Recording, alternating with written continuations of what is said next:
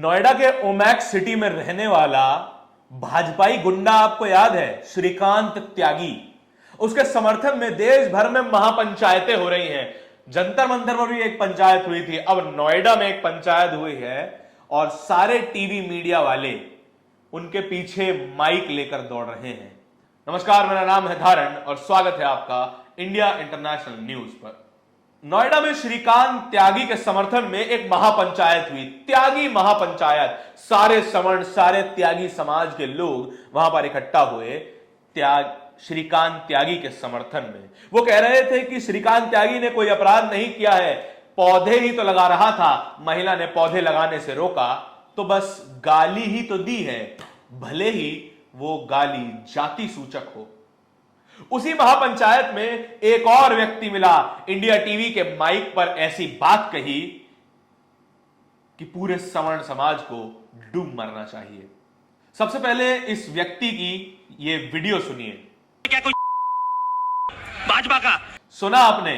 ये व्यक्ति कह रहा है कि हम अपनी ताकत दिखाने आए हैं, भाजपा को अपनी ताकत दिखाकर रहेंगे। यह शब्द असंवैधानिक है, ना ही संसद में और ना ही सामाजिक रूप से आप इस शब्द का इस्तेमाल कर सकते हैं। कॉन्स्टिट्यूशन में इस शब्द को इस्तेमाल करना कानूनन अपराध है। इस व्यक्ति की गिरफ्तारी होनी चाहिए। दिलीप मंडल भी यही लिखते हैं कि इस व्यक्ति को जल्द से जल्द गिरफ्तार किया जाना चाहिए और कम से कम 6 महीने की सजा होनी चाहिए। जातिवाद एक ऐसा दीमक है जो इस समाज को खा रहा है धीरे धीरे से। पिछले 5000 सालों से ये जातिवाद इस देश को खोखला कर चुका है। आप चाहे जितने बड़े हो जाएं, आप कलेक्टर, एसपी, डीएम बन जाएं, इस देश के प्रधानमंत्री तक बन जाएं, राष्ट्रपति बन जाएं, लेकिन जब एक राष्ट्रपति, एक शूद्र राष्ट्रपति एक मंदिर में जाएगा तो उस मंदिर से निकलने के बाद उस मंदिर को गंगा जल, गौमूत्र से शुद्ध किया जाएगा। कि जाति है कि ये जाति नहीं। जाति आज तक इस देश में हत्याओं का कारण बन रही है। राजस्थान में लगातार, रोजाना, मध्य प्रदेश में भी और इस देश के हर एक राज्य में जाति से होने वाले, जाति के कारण होने वाले अपराध रोज सामने आते रहते हैं। ये लोग बच्चों तक को नहीं छोड़ते। इंद्र मेघवाल को आप जानते हैं, मास्टर ने महज एक थप्पड़ मारा था। कहा यह जा रहा है कि मास्टर ने, छैल सिंह ने महज एक थप्पड़ मारा और उस बच्चे की मौत हो गई। एक थप्पड़ से आंख फूट जाती है, एक थप्पड़ से हाथ टूट जाता है, एक थप्पड़ से बच्चे की मौत हो जाती है। जयपुर में एक महिला, उसे जिंदा जला दिया जाता है महज उसकी जाति के कारण। आज फिर एक खबर आई है राजस्थान से। मध्य प्रदेश में एक आदिवासी महिला को जिंदा जला दिया जाता है महज उसकी जाति की वजह से। उत्तर प्रदेश में 250 रुपए फीस। 250 रुपए क्या होता है 250 रुपए में? ये जिस मोबाइल पर आप ये वीडियो देख रहे हैं, इस मोबाइल का रिचार्ज नहीं होता 250 रुपए में।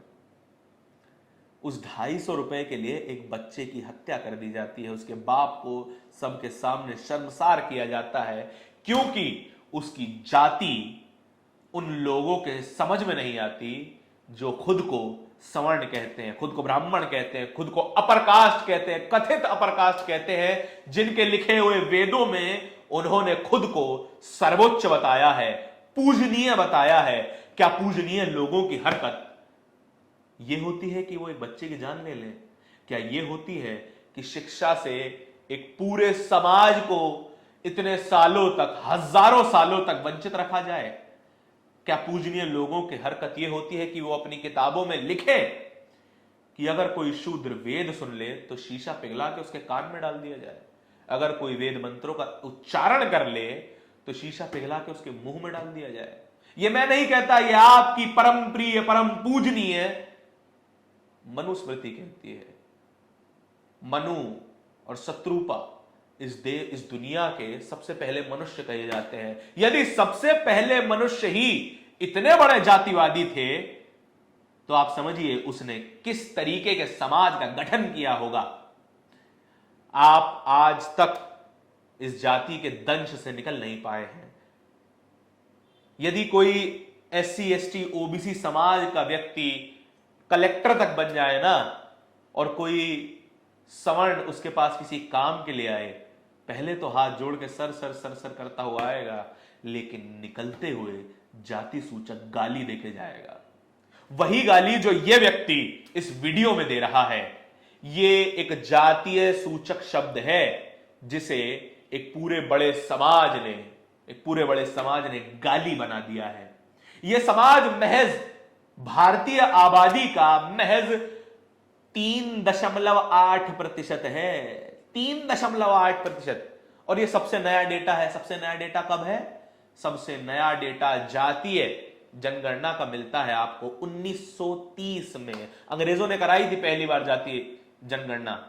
अंग्रेज जिन्हें हम गाली देते हैं और जिन्होंने हमारा आर्थिक शोषण किया, लेकिन उन्होंने सामाजिक विकास किया। यदि अंग्रेज ना होते तो आज SC ST समाज का एक व्यक्ति भी सरकारी सिस्टम में ना पहुंच पाता। अगर अंग्रेज ना होते तो आज इस देश की महिलाओं को शिक्षा का अधिकार ना मिलता। अगर मैं झूठ कह रहा हूं तो पूछिए अपने घर के पंडितों से, अपने बड़े बुजुर्गों से कि सीता किस गुरुकुल में गई थी, किस गुरुकुल में गई थी सीता, उनकी पढ़ाई क्या हुई, उनकी पढ़ाई कब हुई, और अगर हुई तो रामायण रामचरितमानस उत्तम रामचरित्र में ये क्यों नहीं लिखा गया है। यदि ये समाज जातिवादी नहीं है और कहा यह जाता है कि ये जो जाति है वो अंग्रेजों और मुगलों की दी हुई है, क्या इतनी नई है जाति?